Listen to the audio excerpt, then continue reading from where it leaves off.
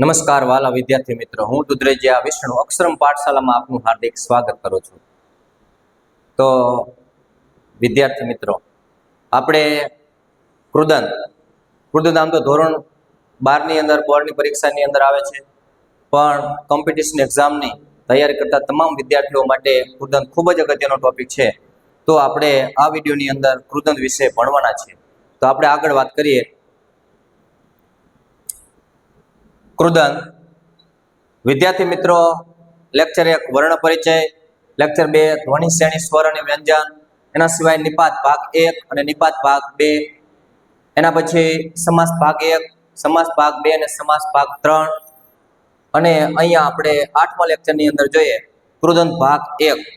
તો કૃદંત એટલે શું, કૃદંતના કયા કયા પ્રકાર, અને ખૂબ જ અગત્યના પ્રશ્નો જે બોર્ડની પરીક્ષાની અંદર પણ પૂછાયેલા હોય અને કોઈ પણ કોમ્પિટિશન એક્ઝામ હોય એની અંદર પણ પૂછાયેલા હોય, તો એ તમામ પ્રશ્નો અને તમામ પ્રકારની વાત આપણે કરવાના છે.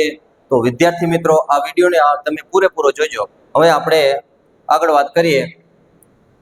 વિદ્યાર્થી મિત્રો, અક્ષરમ પાઠશાલા યુટ્યુબ ચેનલની અંદર જે વિદ્યાર્થીઓ નવા હોય, જેને સબસ્ક્રાઇબ ન કરી હોય, તો તેવા તમામ વિદ્યાર્થીઓને નમ્ર વિનંતી છે કે આ અક્ષરમ પાઠશાલા યુટ્યુબ ચેનલને સબસ્ક્રાઇબ કરી લે. અને આની અંદર 200 કરતાં પણ વધારે વિડીયો જે છે ધોરણ 9 થી 12 અને સ્પર્ધાત્મક પરીક્ષાની તૈયારી કરતા તમામ વિદ્યાર્થીઓને ઉપયોગી થાય એવા વિડીયો છે, તો જરૂરથી જોઈજો. હવે આપણે આગળ વાત કરીએ. કૃદંત એટલે શું, ગુજરાતી ભાષાની અંદર કૃદંતનું મહત્વ શું એમ, અને કૃદંત કોને કહેવાય.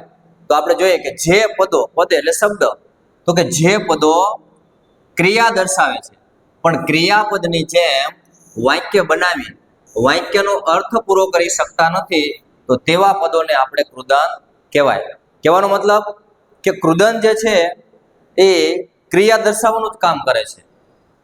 ક્રિયાપદ જેમ ક્રિયા દર્શાવવાનું કામ કરે તેમ કૃદંત પણ ક્રિયા દર્શાવવાનું કામ કરે છે, પણ એની એક મર્યાદા છે કે ક્રિયાપદ જે છે એ વાક્યને પૂરું કરવાનું કામ કરે છે, જ્યારે કૃદંત જે છે એ વાક્ય પૂરું કરી શકતું નથી. એટલા તો આવા પદો જે વાક્યની અંદર વપરાય અથવા ભાષાની અંદર વપરાય, તો આપણે એને કૃદંત તરીકે ઓળખીએ છીએ અથવા એને કૃદંત કહેવામાં આવે છે. એના પછી આપણે જોઈએ કૃદંત વિશે કેટલીક ખૂબ જ અગત્યની માહિતી. તો કૃત વત્તા અંત, આ બે શબ્દો ભેગા થઈ અને કૃદંત એવો શબ્દ બનેલો છે. મિત્રો, કૃદંત જે છે એ ક્રિયાપદ સાથે જોડાયેલી બાબત છે, એટલે ક્રિયાપદ જેવું જ કામ કરે છે એમ. કૃદંત ક્રિયાપદની જેમ ક્રિયા દર્શાવે છે, પરંતુ વાક્યનો અર્થ પૂર્ણ કરી શકતા નથી, એ એની મર્યાદા છે.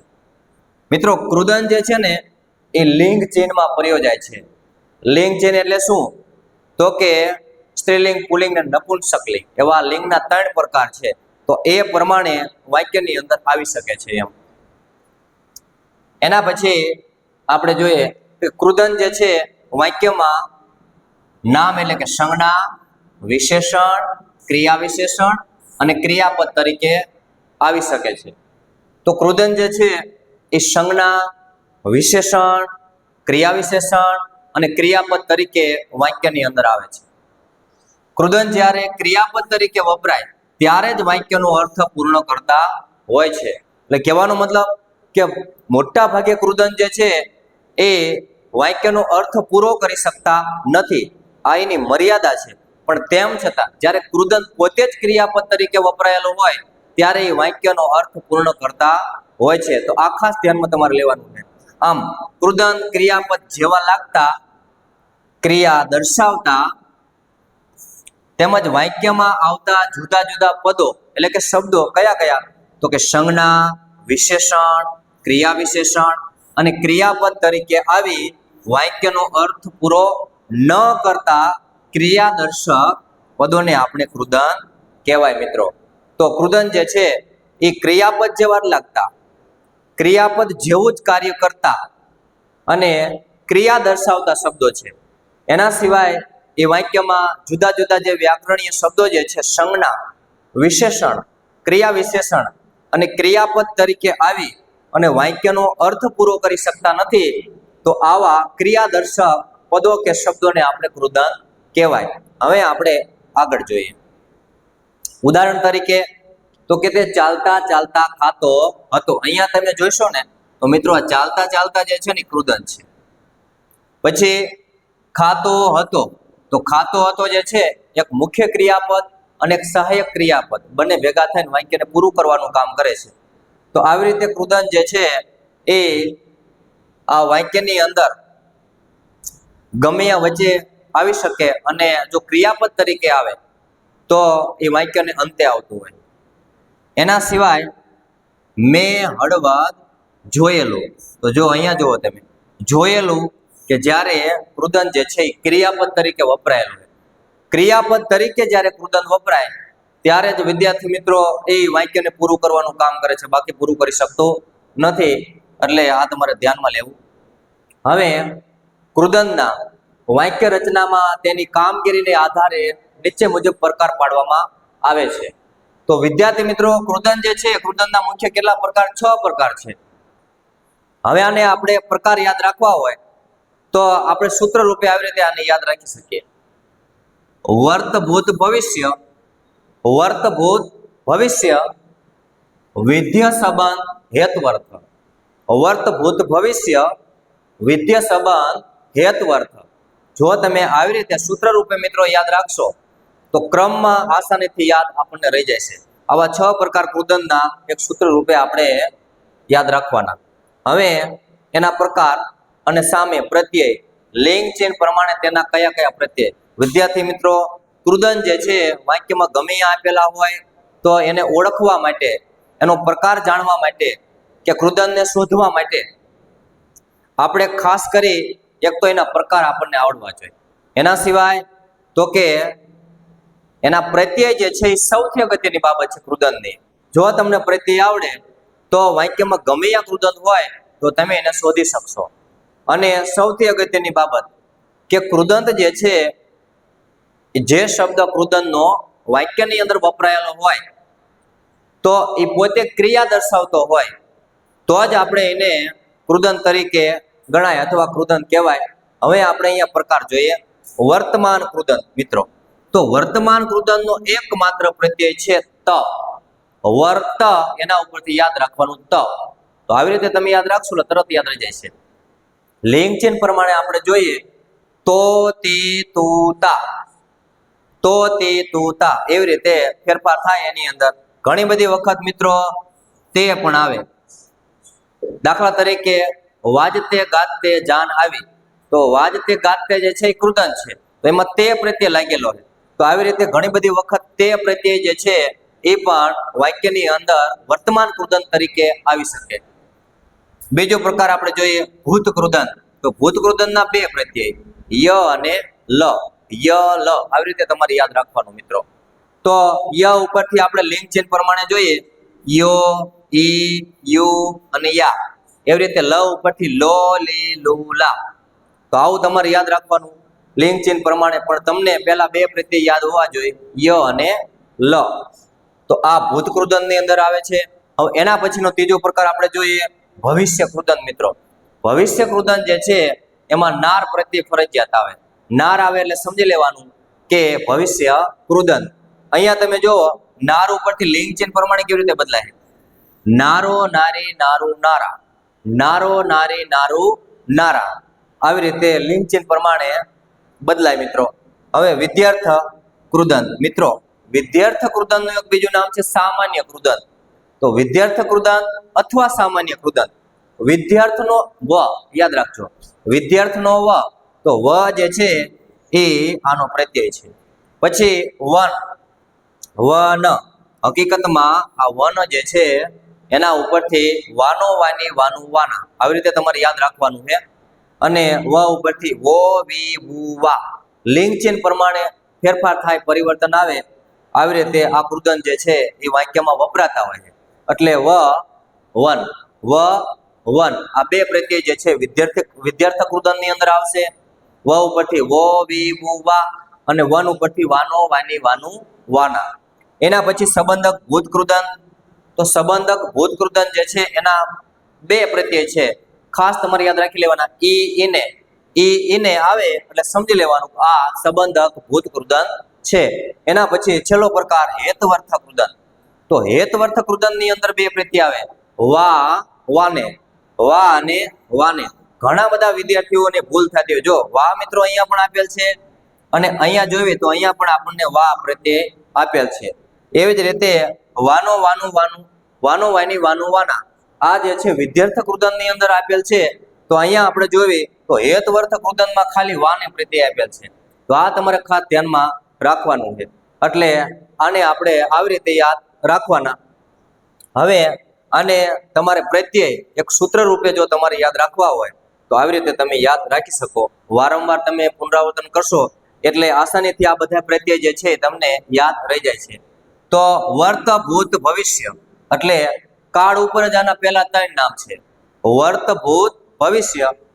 તો તયલનાર, આવી રીતે યાદ રાખો. ત્રણે ત્રણ પ્રકાર જે છે એના તમને પ્રત્યય યાદ રહી જાય છે. તયલ નાર.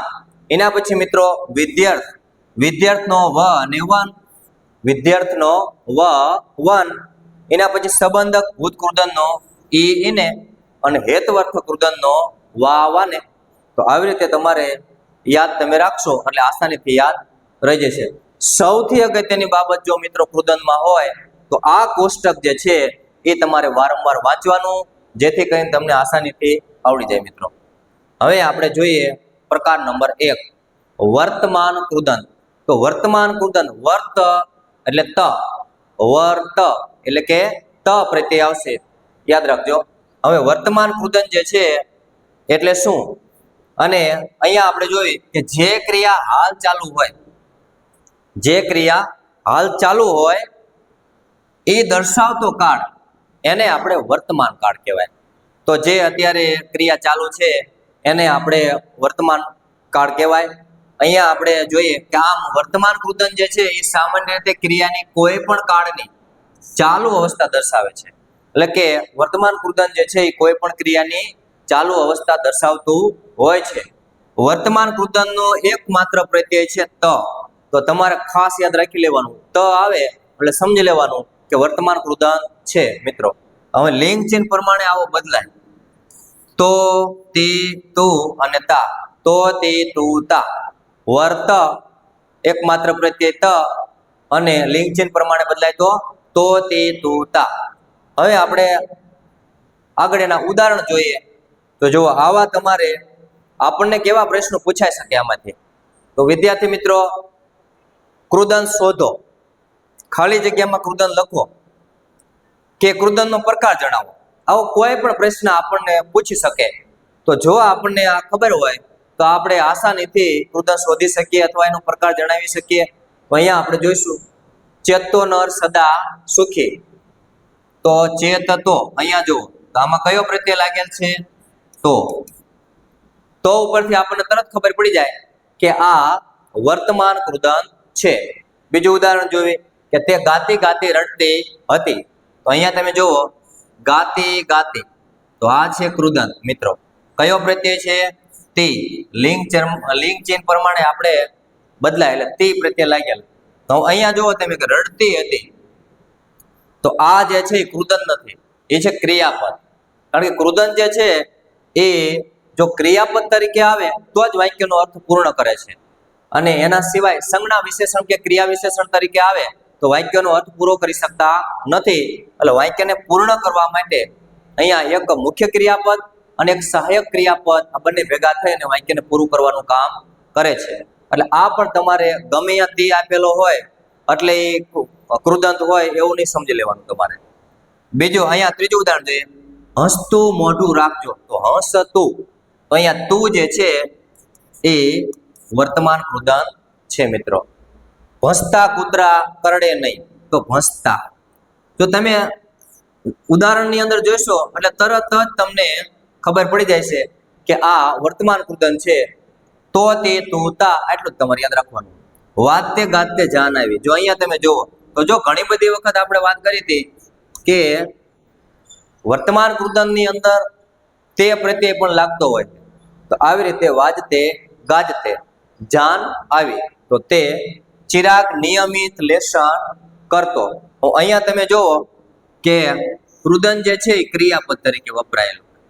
તો કયો પ્રત્યય લાગેલ છે? તો કે ચિરાગ દરરોજ નિયમિત લેસન કરતો હતો એમ, તો કરતો, તો ઉપરથી આપણને ખબર પડી જાય કે આ વર્તમાન કૃદંત છે. એના પછી નંબર 7 કે આ ટેકરામાંથી જીવતું બાળક ક્યાંથી નીકળ્યું? તો જીવતું. કયો પ્રત્યય? તું પ્રત્યય. આ મિત્રો ધોરણ 12 જે છે એનો બીજો પાઠ ખીજડીયા ટેકરા, એમાંથી આ વાક્ય લેવામાં આવેલ છે. તો આ ટેકરામાંથી કે જીવતું બાળક ક્યાંથી નીકળ્યું? જીવતું, જે આપણને વર્તમાન કૃદંત દર્શાવે. 8મું વાક્ય જોઈએ. વાંચતા છોકરા પાસ થઈ ગયા, તો વાંચતા. તો અહીંયા આવશે તા. આમ વાક્યમાં તમારે ગમે ત્યાં તમારે સૌથી અગત્યની બાબત હોય તો એક ખાસ તમારે ધ્યાન રાખવાનું છે. કૃદંત જ્યારે તમે શોધો ત્યારે કૃદંત પોતે ક્રિયા દર્શાવતો શબ્દ હોય મિત્રો, યાદ રાખી લેવાનું. જો એ ક્રિયા ન દર્શાવતો હોય અને ગમે ત્યાં આ રીતે પ્રત્યય જો આપેલા હોય તો એ કૃદંત હોતું નથી. એટલે આ તમારે ધ્યાનમાં લેવું. હવે એના પછીનો બીજો પ્રકાર જોઈએ આપણે, ભૂત કૃદંત મિત્રો. તો ભૂત કૃદંત જે છે એના બે પ્રત્યય છે, ય અને લ. ય લ ભૂત કૃદંત એટલે ય લ. યાદ રાખજો કે જે ક્રિયા પૂર્ણ થઈ ગયેલ હોય તેને દર્શાવતો કાળ એટલે ભૂતકાળ. તો જે પૂરી થઈ ગયેલી ક્રિયા હોય એ ભૂતકાળની અંદર આવે, વીતી ગયેલો સમય, આવી રીતે. આમ ભૂત કૃદંત એ સામાન્ય રીતે ક્રિયાની કોઈ પણ કાળની પૂર્ણ થઈ ગયેલી અવસ્થા દર્શાવે છે. એટલા માટે તેને ભૂત કૃદંત કહેવામાં આવે છે મિત્રો. અહીંયા આપણે જોઈશું કે ભૂત કૃદંત જે છે એના પ્રત્યય, તો બે પ્રત્યય છે ય અને લ. ભૂત કૃદંતના બે પ્રત્યય તમારે યાદ રાખવાના, ય લ. લિંગ ચિહ્ન પ્રમાણે આ રીતે બદલાય. યો, પછી યુ, યા અને જો ઈ, તો આવી રીતે. અને એના પછી લો, લી, લુ અને લા. યો, ઈ, યુ, યા અને લો, લી, લુ, લા. લિંગ ચિહ્ન પ્રમાણે આવી રીતે બદલાય છે. ભૂત કૃદંતના મિત્રો બે પ્રકાર પડે છે, એ પણ આપણે જોઈ લેવી. તો એક પ્રકાર છે સાદું ભૂત કૃદંત અને બીજો પ્રકાર છે પરોક્ષ ભૂત કૃદંત. આ પણ તમારે ધ્યાનમાં રાખવાનું છે, કારણ કે કોમ્પિટિશન એક્ઝામની અંદર આપણને આવો પ્રશ્ન પૂછી શકે તો આપણને ખબર હોવી જોઈએ. તો ભૂત કૃદંતના કેટલા પ્રકાર? બે પ્રકાર. એક છે સાદું ભૂત કૃદંત અને એક છે પરોક્ષ ભૂત કૃદંત. સાદા ભૂત કૃદંતનો પ્રત્યય આવશે ય અને પરોક્ષ ભૂત કૃદંત જે છે એનો પ્રત્યય છે લ. આ પણ તમારે યાદ રાખવાનું. જો સાદું આવે તો ય આવશે અને પરોક્ષ આવે તો તમારે લ આવશે. એટલે ભૂત કૃદંત જે છે એ પણ સંજ્ઞા, વિશેષણ, ક્રિયા વિશેષણ અને ક્રિયાપદ તરીકે વાક્યમાં આવે છે. તો એ પણ સંજ્ઞા, વિશેષણ, ક્રિયા વિશેષણ અને ક્રિયાપદ તરીકે વાક્યની અંદર ભૂત કૃદંત આવે મિત્રો. તો આ તમારે આટલું તમારે યાદ રાખવાનું. ભૂત કૃદંત કયા પ્રત્યે? ય અને લ. લિંગ ચિહ્ન પ્રમાણે યો, યુ, યા અને ઈ, લો, લી, લુ, લા. આવી રીતે તમારે યાદ રાખવાનું. બે પ્રકાર, સાદું ભૂત કૃદંત અને પરોક્ષ ભૂત કૃદંત. એવી જ રીતે સાદા ભૂત કૃદંતનો પ્રત્યય ય અને પરોક્ષનો લ. હવે આપણે એના ઉદાહરણ જોઈએ. તો ભૂત કૃદંત જે છે એના ઉદાહરણ કે કોઈ કશું બોલ્યું નહીં. તો અહીંયા તમે જુઓ, બોલ્યું. આ યુ ઉપરથી આપણને ખબર પડી જાય કે આ ભૂત કૃદંત છે મિત્રો. મેં ચોપડી વાંચી, તો વાંચી. આમાં કયો પ્રત્યય લાગેલ છે? ઈ. તો આવી રીતે લિંગ ચિહ્ન પ્રમાણે જ્યારે બદલાય, જો અહીંયા ક્રિયાપદ તરીકે વપરાયેલું. આ કૃદંત જે છે એ ક્રિયાપદ પોતે ક્રિયાપદ બની જાય છે અને વાક્યને પૂરું કરવાનું કામ કરે છે. એટલે કોઈ પણ કૃદંત હોય કે જ્યારે ક્રિયાપદ તરીકે પોતે વપરાયેલું હોય ત્યારે વાક્યનો અર્થ પૂર્ણ કરતું હોય છે, બાકી પૂરો કરી શકાતું નથી અથવા કરી શકતો નથી. પરીક્ષામાં બેઠું પૂછાયું, તો અહીંયા પણ જુઓ તમે, પૂછાયું, ય પ્રત્યય લાગેલ છે, યુ. રાંધ્યા દાન, રજડી પડ્યા, તો જો અહીંયા રાંધ્યા, યા. અહીંયા જુઓ તમે, પડ્યા, રજડી પડ્યા. તો મિત્રો આ પડ્યા જે છે ને ક્રિયાપદ તરીકે વપરાયેલું છે. એક વખત કૃદંત આવી ગયું અને છેલ્લે જે છે વાક્યને પૂરું કરવાનું કામ જે છે એ ક્રિયાપદ કરે છે, એટલે એ કૃદંત ગણાય નહીં એમ. આવું પણ તમારે ધ્યાનમાં રાખવું. સર્જન હારે પીછીનો એક લસરકો માર્યો, તો અહીંયા જુઓ માર્યો, આ યો જે છે એના ઉપરથી આપણને ખબર પડી જાય. બરાબર, કયો પ્રત્યય? ય પ્રત્યય. તમે ભણ્યા પણ ગણ્યા નહીં, તો અહીંયા તમે જુઓ ભણ્યા અને ગણ્યા આ બંને જે છે એ ભૂતકૃદંત તરીકે વપરાયેલા છે, તો આ યા પ્રત્યય આવશે અને આના ઉપરથી આપણને ખબર પડી જાય કે આ જે છે એ ભૂતકૃદંત છે મિત્રો. તો તમારે આ ખાસ યાદ રાખી લેવાનું છે. હવે એના પછીના ઉદાહરણ આપણે જોવી કે વેચેલ વસ્તુ કોણ પાછી લે? તો વેચે લ, કયો પ્રત્યય આવ્યો મિત્રો? લ પ્રત્યય. તો લ ઉપરથી ખબર પડી જાય કે આ જે છે એ ભૂતકૃદંત છે. તેણે મને બધી વાત કહેલી, તો કહેલી કયો પ્રત્યય? લી પ્રત્યય.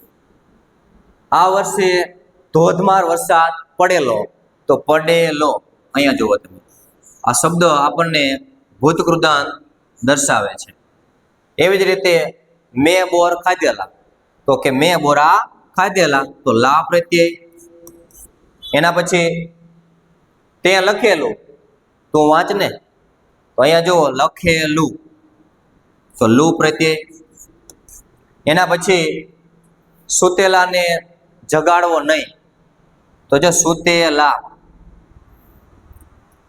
તો અહીંયા લા પ્રત્યય. અને જે છે મિત્રો એ પ્રત્યય તરીકે વપરાયેલો છે. સુતેલાને જગાડવો નહીં. મેં કવિતા લખી, તો અહીંયા લખી, કયો પ્રત્યય? ઈ પ્રત્યય. તો આવી રીતે ય અને લ પ્રત્યય આવે એટલે તમારે સમજી લેવાનું કે ભૂતકૃદંત છે મિત્રો. હવે આગળ આપણે જોઈએ કે સામાન્ય રીતે યો, યુ, યા, ઈ, લો, લી, લુ, લા અને એલો, એલી, એલુ, એલા વગેરે જેવા પ્રત્યયો લાગી ભૂતકૃદંત બને છે મિત્રો. જો ખાસ તમારે શું યાદ રાખવાનું કે આ ઈ પ્રત્યય જે છે ને એ સંબંધક ભૂતકૃદંતમાં પણ આવે છે. શેમાં આવે? સંબંધક ભૂતકૃદંતની અંદર પણ આવી શકે. તેથી આપણને ભૂલ થવાની શક્યતા રહે છે. હવે એના સોલ્યુશન માટે આપણે નીચેના ઉદાહરણ જોઈએ કે મેં રમત રમી, તો અહીંયા તમે જો રમી, કયો પ્રત્યય? ઈ પ્રત્યય. એ આપણને ભૂતકૃદંત તરીકે વપરાયેલો છે. સચિન ક્રિકેટ રમી સૂઈ ગયો, અહીંયા ઈ પ્રત્યય જે છે એ સંબંધક ભૂતકૃદંત તરીકે વપરાયેલો છે. હવે આપણે બંને ઉદાહરણની અંદર આપણે જોવી, તફાવત તમને બતાવું જેથી કરીને આપણને ખબર પડી જાય કે ક્યારે ઈ આવે તો ક્યારે ભૂતકૃદંત કહેવાય અને ક્યારે ઈ આવે તો સંબંધક ભૂતકૃદંત કહેવાય મિત્રો. તો યાદ રાખજો કે ઉપરના પહેલા ઉદાહરણની અંદર એક જ ક્રિયા છે. આની અંદર કેટલી ક્રિયા? કે મેં રમત રમી, આપણને એક જ ક્રિયા દર્શાવેલ છે. એટલા માટે જ્યારે કોઈ વાક્યની અંદર એક જ ક્રિયા દર્શાવવામાં આવે અને જો એ પ્રત્યય લાગે તો તમારે એને ભૂતકૃદંત સમજવું. પણ જ્યારે આપણે બીજા ઉદાહરણની અંદર જોઈશું તો એની અંદર બે ક્રિયાઓ તો આપેલ હોય પણ બંને ક્રિયાઓ જે છે એ બંને સાથે એક ચોક્કસ પ્રકારનો એકબીજા સાથે સંબંધ જોડાયેલો હોય છે અને સંબંધ જોડાયેલો હોવાથી તેને સંબંધક ભૂતકૃદંત કહેવાય અથવા ભૂતકૃદંત સમજવું. યાદ રાખી લેજો.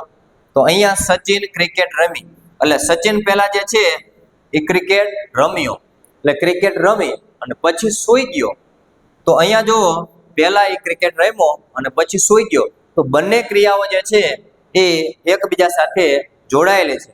તો આવી રીતે જ્યારે કોઈ પણ વાક્યની અંદર બે ક્રિયા હોય એટલે અગાઉની ક્રિયા જે છે એની સાથે જોડાયેલી બાબત હોય તો ત્યારે આપણે એને સંબંધક ભૂતકૃદંત સમજવું. આ તમારે ધ્યાનમાં રાખવું. હવે એના પછીનો ત્રીજો પ્રકાર જોઈએ ભવિષ્ય કૃદંત. તો વિદ્યાર્થી મિત્રો, ભવિષ્ય કૃદંત શબ્દ આવે એટલે તરત જ મગજમાં યાદ આવી જવું જોઈએ. બે વસ્તુ યાદ આવી જોઈએ. એક છે ઉપપદ સમાસ, તો એમાં પણ નાર પ્રત્યય લાગે અને ભવિષ્ય કૃદંત જે છે એમાં પણ નાર પ્રત્યય લાગે. નાર પ્રત્યય આવે એટલે ભવિષ્ય કૃદંત મિત્રો. તો ભવિષ્યમાં થનાર કે ભવિષ્યમાં બનનાર ક્રિયાઓ દર્શાવે તેને કહેવાય ભવિષ્યકાળ, કે જે ભવિષ્યમાં થવાની ક્રિયાઓ છે અથવા બનવાની છે કે કોઈ પણ ઘટના કે પ્રસંગ કંઈ પણ બનવાનું છે, આ બધું ભવિષ્યકાળની અંદર આવે મિત્રો. આમ ભવિષ્ય કૃદંત જે છે ક્રિયાની અપેક્ષિત અવસ્થા દર્શાવે છે. અપેક્ષિત અવસ્થા એટલે શું?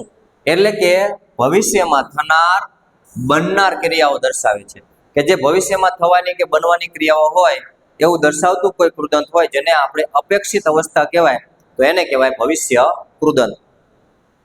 ભવિષ્ય કૃદંતનો ઉપયોગ કર્તૃવાચક સંજ્ઞા, વિશેષણ અને ક્રિયાપદ તરીકે થાય છે. યાદ રાખજો કે ભવિષ્ય કૃદંતનો ઉપયોગ કર્તૃવાચક સંજ્ઞા તરીકે, વિશેષણ તરીકે અને ક્રિયાપદ તરીકે થાય છે.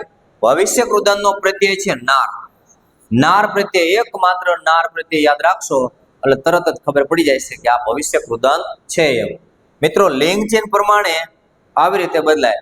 નારો, નારી, નારું, નારા. તો આ તમારે યાદ રાખવાનું, નારો, નારી, નારું, નારા. ભવિષ્ય કૃદંત મિત્રો યાદ રાખજો કે ભવિષ્ય કૃદંત જે સહાયકારક ક્રિયાપદ વિના આવતું નથી. એટલે ભવિષ્ય કૃદંત જે છે એની સાથે સહાયકારક ક્રિયાપદ હોય જ એમ. તો આ સૌથી અગત્યની બાબત છે, એ તમારે ધ્યાનમાં લેવાની. હવે ક્રિયાપદના મૂળ રૂપને મિત્રો, ક્રિયાપદનું મૂળ રૂપ હોય એને આપણે ધાતુ કહેવાય. તો આ ધાતુ જે છે એને પૂર્વ કે પછી પર પ્રત્યે લાગી અને નવા નવા શબ્દો બનતા હોય, આપણે એને ધાતુ કહેવાય અથવા ક્રિયાપદનું મૂળ રૂપ કહેવાય. તો આ ક્રિયાપદના મૂળ રૂપને એટલે કે ધાતુને નાર પ્રત્યે લાગીને ભવિષ્ય કૃદંત બને છે. આ તમારે ખાસ ધ્યાનમાં રાખવાનું. મિત્રો ભવિષ્ય કૃદંત જે છે ને કોઈ પણ કાળમાં આવી શકે છે. આ પણ તમારે અગત્યની બાબત છે. એટલે વર્તમાન કાળમાં હોઈ શકે, ભૂતકાળમાં હોઈ શકે ને ભવિષ્ય કાળની અંદર પણ હોઈ શકે. એટલે એ કોઈ એવા ચોક્કસ પ્રકારના કાળનું સૂચન કરતા નથી. આ તમારે ધ્યાનમાં રાખવું. હવે આપણે એના ઉદાહરણ જોઈએ. તો ભવિષ્ય કૃદંતના આપણે ઉદાહરણની વાત કરીએ કે રાંધનારો માણસ મોડો આવ્યો. તો આમાં તરત જ ખબર પડી જાય, નારો, નારી, નારું, નારા. તો રાંધનારો. એના પછી બીજું ઉદાહરણ જોઈએ કે થનારી ઘટનાઓ થઈને રહે છે. જે થવાનું હોય તો થાય જ, તો થનારી. તો નારી પ્રત્યે આવ્યું. મેંદાની વસ્તુ ખાનાર માંદા પડે છે. એટલે મેંદાની વસ્તુ બહુ ખાવી નહીં, બહારની વસ્તુ, નકર માંદા પડી જવાય અને પછી હેરાન થવાય. એટલે મારું તમને બધા મિત્રોને સૂચન કે મેંદાની વસ્તુ ખાવી નહીં બહુ એમ. તો મેંદાની વસ્તુ ખાનાર માંદા પડે છે. તો ખાનાર યાદ રાખજો. ઉછીનું માગનાર ઉછીનું આપતા નથી. કે જે આપણી પાસે ઉછીનું બહુ લજાતા હોય એ તો પાછું નથી આપતા, અને બીજું આપણને કંઈ આપતા નથી. એટલે કે ઉછીનું માગનાર ઉછીનું આપતા નથી. તો કયો પ્રત્યય? નાર પ્રત્યય. આ જમાનામાં સાચું બોલનાર કેટલા? તો ખાવ ઓછા. મોટા ભાગે બધા ખોટું જ બોલતા હોય છે પોતાના સ્વાર્થ માટે. તો બોલનારા, નારા પ્રત્યે. આપણું જીવન ચલાવનારો મહાન છે ઈશ્વર. તો આપણું જીવન કોણ ચલાવે? ભગવાન ચલાવે, કે એ બહુ મોટો મહાન છે. તો આપણે એનો આભાર માનવો જોઈએ કે આપણને મનુષ્ય અવતાર આપ્યો. આપણું જીવન ચલાવનારો મહાન, તો નારો પ્રત્યે. એના પછી જુઓ, અમને સાંભળનારું ત્યાં કોઈ હતું જ નહીં. તો સાંભળનારું, નારું પ્રત્યે મિત્રો. વાંચનારા પાસ થઈ જવાના છે. જેટલા જેટલા મહેનત કરે છે, આ વિડીયોને જોવે અને વારંવાર વાંચે અને તો એ બધા પાસ થઈ જવાના. ચાહે કોઈ પણ પરીક્ષા હોય, કોમ્પિટિશન એક્ઝામની હોય, પછી તમારે કોઈ તૈયારી કરતા હોય કે ધોરણ 12ની પરીક્ષા હોય, જો તમે વાંચશો તો પાસ થઈ જશો. સભામાં ઘણા માણસો આવનાર છે. તો આવનારો. બરાબર. હવે તમે દરેક જગ્યાએ જુઓ તો બધાની અંદર સહાયકારક ક્રિયાપદ વપરાયેલું છે. એટલે એના વગર વાક્ય પૂરું પણ ન થાય. તો ભવિષ્યકાળ જે છે એનું બનેલું જે ભવિષ્ય કૃદંત જે છે મિત્રો, તો ભવિષ્ય કૃદંતની અંદર આપણે જોઈએ તો કે સહાયકારક ક્રિયાપદ તરીકે બધાય વાક્યોની અંદર સહાયકારક ક્રિયાપદ વપરાયેલું હોય. એટલે કે સહાયકારક ક્રિયાપદ ફરજિયાત આવે. હવે એના પછીનો આપણે ચોથો પ્રકાર જોઈએ, વિધ્યર્થ કૃદંત. મિત્રો વિધ્યર્થ કૃદંત જે છે એનું એક બીજું નામ છે સામાન્ય કૃદંત. તો આ પણ તમારે ખાસ યાદ રાખવાનું. ઘણી બધી પરીક્ષાની અંદર આપણને પૂછાઈ શકે કે વિધ્યર્થ કૃદંતનું એક બીજું કયું નામ છે. તો જો આપણને ખબર હોય તો આસાનીથી આપણને આવડી જાય. સામાન્ય કૃદંત, એના બે પ્રત્યય તમારે યાદ રાખવાના. વિદ્યાર્થનો વ અને વન, વ વત્તા ન, વ વન એટલે વિદ્યાર્થ કૃદંત અથવા સામાન્ય કૃદંત. તો અહીંયા જોઈએ કે વિદ્યાર્થ કૃદંત જે છે ને સામાન્ય રીતે ક્રિયાની વિધિ કે કર્તવ્ય કે ફરજનો અર્થ દર્શાવે. આ ખૂબ જ અગત્યનો પ્રશ્ન કે કયું કૃદંત જે છે એ કોઈ પણ ક્રિયાની વિધિ કર્તવ્ય કે ફરજનો અર્થ દર્શાવે તો વિદ્યાર્થ કૃદંત. આવો પ્રશ્ન પૂછાઈ શકે મિત્રો. વિદ્યાર્થ કૃદંતને સામાન્ય કૃદંત પણ કહેવાય છે, એટલે બીજું એક નામ છે સામાન્ય કૃદંત. મિત્રો વિદ્યાર્થ કૃદંત કોઈ ચોક્કસ કાળનું સૂચન કરતા નથી, તેથી તેને સામાન્ય કૃદંત કહે છે. કે વર્તમાન કાળમાં આવે, ભૂતકાળમાં પણ આવી શકે અને ભવિષ્ય કાળમાં પણ આવી શકે. એટલે વિદ્યાર્થ કૃદંત ચોક્કસ પ્રકારના કોઈ કાળનું સૂચન કરતા નથી અને એટલા માટે એને સામાન્ય કૃદંત તરીકે પણ ઓળખવામાં આવે છે. હવે વિદ્યાર્થ કૃદંતમાં મિત્રો સીધી પ્રેરણા ન આપતા આડકતરી પ્રેરણા અપાય છે. આ સૌથી અગત્યની બાબત છે વિદ્યાર્થ કૃદંતની. વિદ્યાર્થ કૃદંતની અંદર આડકતરી પ્રેરણા આપણને આપવામાં આવે છે. અને દાખલા તરીકે કોઈ પણ વ્યક્તિ હોય અથવા આખા સમૂહને સંબોધન કરતો હોય કોઈ માણસ, કે કોઈ વક્તા હોય, કે કોઈ કથા ચાલતી હોય, તો જ્યારે બોલનાર વ્યક્તિ જે છે એ આખા સમૂહને સંબોધી અને એ કંઈક બોધ આપતો હોય અથવા કંઈક જ્ઞાનભરી વાતો કરતો હોય, સાંભળનારા કેટલાય હોય, તો એમાંથી જે સારી બાબત જે છે એ દરેક માણસ જે છે એ પોતાના જીવનની અંદર ઉતારશે કે નહીં એ વ્યક્તિ ઉપર આધાર રાખે છે. એટલે આવી આડકતરી પ્રેરણા આપવામાં આવે છે ત્યારે આ કૃદંતનો ઉપયોગ થતો હોય. વિદ્યાર્થ કૃદંતના પ્રત્યય છે એક છે વ અને બીજું વન. વન ઉપરથી તમારે યાદ રાખવાનું વાનું વાની વાનું વાના. લિંગ ચિહ્ન પ્રમાણે જોવી તો વ ઉપરથી વો વી ભુ અને વા, અને વન પરથી આવશે મિત્રો વાનો વાની વાનું વાના. તો આવું તમારે યાદ રાખવાનું. હકીકત આ પ્રત્યય કેવા છે? વાનો વાની વાનું વાના.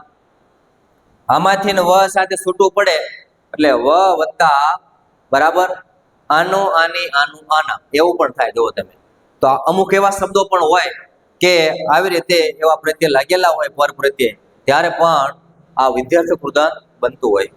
વિદ્યાર્થ કૃદંત સંજ્ઞા, વિશેષણ અને ક્રિયાપદ તરીકે આવે છે. તો સંજ્ઞા, વિશેષણ અને ક્રિયાપદ તરીકે વિદ્યાર્થ કૃદંત આવી શકે છે. એટલે આ તમારે યાદ રાખવાનું. આટલી વસ્તુ તમારે કર્તવ્ય કે વિધિનો ભાવ હોય એટલે સમજી લેવાનું વિદ્યાર્થ કૃદંત. કયા બે પ્રત્યય? વ અને વન. વ ઉપરથી વો વી ભુ વા અને વન ઉપરથી વાનો વાની વાનું વાના. હવે આપણે એના ઉદાહરણો જોઈએ કે તમારે મારા પર વિશ્વાસ રાખવો જોઈએ. તો અહીંયા જુઓ તમે, રાખવો જોઈએ, વિશ્વાસ રાખવો જોઈએ. તો આમાં આવશે વો. વ ઉપરથી આપણને વો વી ભુ વા. વિદ્યાર્થ કૃદંત આ ચોપડી વાંચવી મને ખૂબ ગમે છે તો વાંચવી. અહીંયા આવશે વી. દરેક વિદ્યાર્થીએ નિયમિત લેસન કરવું જોઈએ. જો તમે અહીંયા કરવું, લેસન કરવું જોઈએ. વુ પ્રત્યે દરેક મનુષ્યએ ભગવાનના ભજન કરવા જોઈએ. તો જો અહીંયા તમે આડકતરી પ્રેરણા આપણને આપેલી છે વા. કોઈ પણ માણસ આપણને એમ કે દરેક મનુષ્ય ભગવાનના ભજન કરવા જોઈએ, તો એ બધાને સંબોધન કરે કે ભગવાનના ભજન કરવા જોઈએ. હું ભગવાનના ભજન કરવા કે ન કરવા એ સામેવાળા વ્યક્તિ ઉપર આધાર રાખે છે. જો એને યોગ્ય લાગે તો મંદિરે પગે લાગવા જાય, ભગવાનના ભજન ઘરે બેસીને કરે, અને ન પણ કરે એના ઉપર આધાર રાખે. એટલે આડકતરી આપણને પ્રેરણા અપાય એવું કોઈ કૃદંત હોય તો એ છે વિદ્યાર્થ કૃદંત. મિત્રો યાદ રાખજો. હરામનું ખાવું કોને ગમે? કોઈને ન ગમે, પણ અત્યારે બધાને એ જ ગમે છે. હરામનું ખાવું, કોઈનું ખાઈ જવું. તો ખાવું યાદ રાખજો, વુ પ્રત્યે. સાહિત્યમાં, શાસ્ત્રોમાં બહુ સાચી પ્રેરણા આપેલી હોય છે, પણ એને લોકો અનુસરતા નથી. કે મને દાદાજીની વાતો સાંભળવાની મજા આવતી. હવે આવશે વાનો વાની વાનું વાના. જો અહીંયા કયો શબ્દ આપેલો? સાંભળવાની. તો તો વાની. એવી જ રીતે જુઓ, શરણાઈ વગાડવાનું રમજોને ગમતું, વગાડવાનું. એના પછી જુઓ કે અમે આવતીકાલે પહોંચવાના છીએ, તો વાના, પહોંચવાના. એના પછી જુઓ કે મોટી રિસેસ પૂરી થવાનો બેલ વાગતો અથવા વાગ્યો, તો વાનો. અહીંયા વિદ્યાર્થી મિત્રો જુઓ, રિસેસ, આ શબ્દને ખાસ જોઈ લો. રિસેસની જોડણી બને સેસલા સ આવે તો આ પણ તમારે ધ્યાનમાં રાખવું. કોઈને કહેવા કરતા કામ કરવું સારું એમ. એટલે કોઈને કંઈ કહેવું હોય અથવા એના કરતા આપણે કામ કરવું જોઈએ. કોઈને કહેવા કરતા, તો અહીંયા જો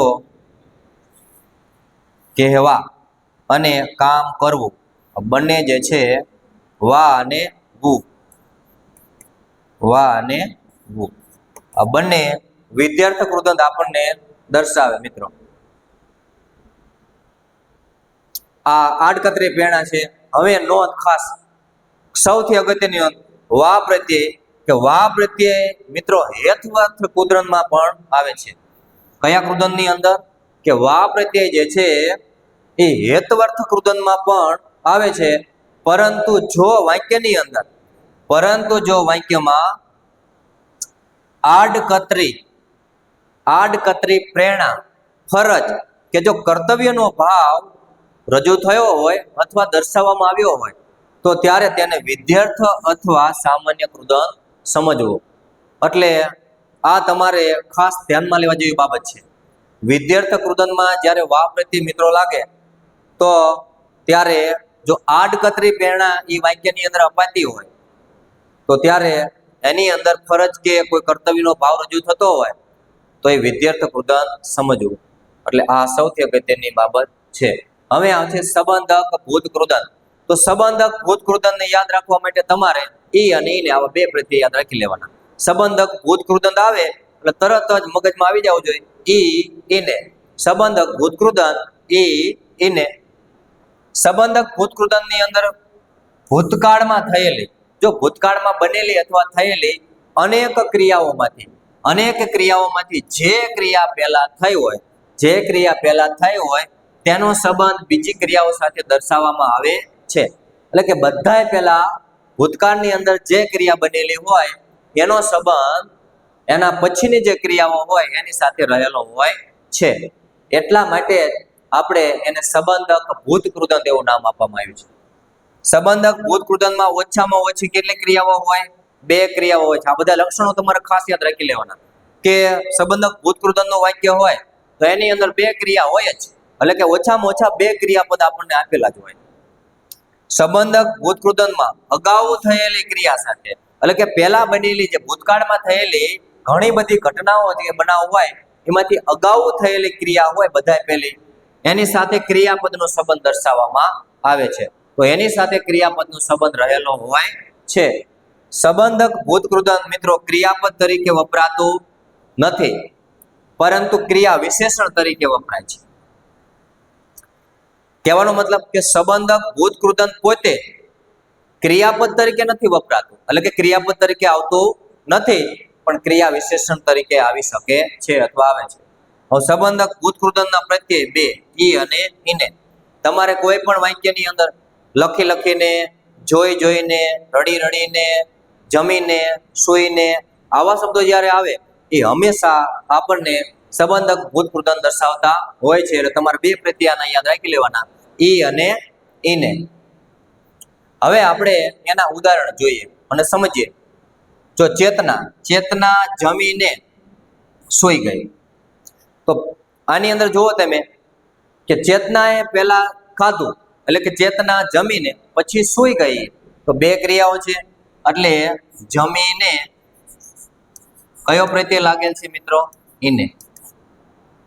જમીને, તો ચેતના જમીને સૂઈ ગઈ. મીરાબાઈ ઉપર ક્રોધ કરીને રાણોજી ખડગ તાણે, તો પેલા રાણો જે છે એણે એની ઉપર ગુસ્સો કર્યો અને પછી ખડગ એટલે તલવાર, કાંતુ, શમશેર, યાદ રાખજો આ બધા શબ્દો. તો કરીને અને પછી એને તલવાર તાણી, તલવાર કાઢી. તો પહેલા એની ઉપર ગુસ્સો કર્યો અને પછી તલવાર કાઢી. તો અહીંયા જુઓ કરીને કયો પ્રત્યય લાગેલ છે? ઈને. કન્યા વળતી કરને હસે, સખી સામું જોઈ જોઈ હસે. અહીંયા તમે જોઈશો તો જો જોઈ જોઈ તો બંનેમાં ઈ પ્રત્યય લાગેલ છે, એટલે આ આવશે સંબંધક ભૂત કૃદંત. મિત્રો, વક્તા બોલીને થાકી ગયા તો બોલીને. જો પહેલા વધારે બોલ બોલ કર્યું અને પછી થાકી ગયા તો બોલીને ઈને. એના પછી જુઓ કે વિદ્યાર્થીઓ લેસન કરીને મેદાનમાં રમવા ગયા. તો પહેલા વિદ્યાર્થીઓ શું કર્યું? લેસન કર્યું, એટલે લેસન કરીને પછી તેઓ મેદાનમાં ગયા. કરીને તો ઈને પ્રત્યે. હસી હસીને તે બેવડ વળી ગયો.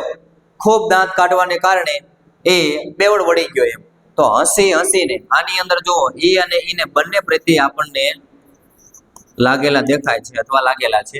તો ઈને તેની ચિત્રકલા જોઈ સૌ રાજી થયા. તો પેલા ચિત્રકલા જોવાનું કામ કર્યું, પછી તેઓ રાજી થયા. તો આવશે ઈ પ્રત્યય જોઈ. ડોશીએ વૈદ્યને પાસે બોલાવી ધીમે ધીમે તેના કાનમાં કહ્યું.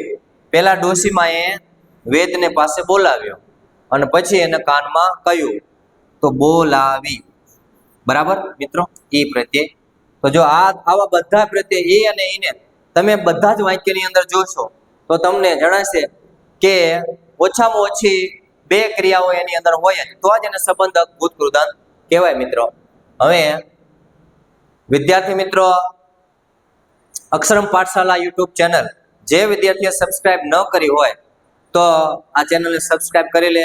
આ ચેનલની અંદર 200 કરતાં પણ વધારે વિડીયો ધોરણ 9 થી 12 અને તેના સિવાય કોમ્પિટિશન એક્ઝામની તૈયારી કરતા એવા વ્યાકરણના પણ ઘણા બધા વિડીયો જે છે એ આમાં અપલોડ કરેલા છે, અને આના સિવાય ઘણા બધા વિડીયો જે છે એ પણ આવશે.